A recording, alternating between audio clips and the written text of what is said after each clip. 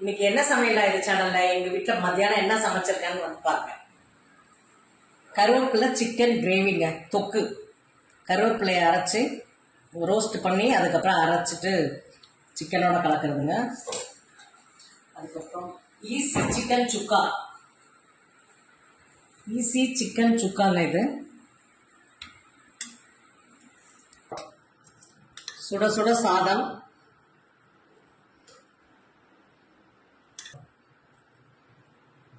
கருவேப்பிலை chicken தொக்குங்க, செம்மைய chicken சுக்காங்க, chicken சுக்கா, சூப்பரான chicken சுக்கா. Hi friends, இன்னைக்கு அவ்வளோதான் எங்கள் வீட்டில் ஸ்பெஷல்.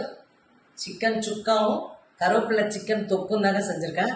பிடிச்சிருந்தா லைக் பண்ணுங்கள், ஷேர் பண்ணுங்கள், கமெண்ட் பண்ணுங்கள். மறக்காமல் சப்ஸ்கிரைப் பண்ணுங்கள்.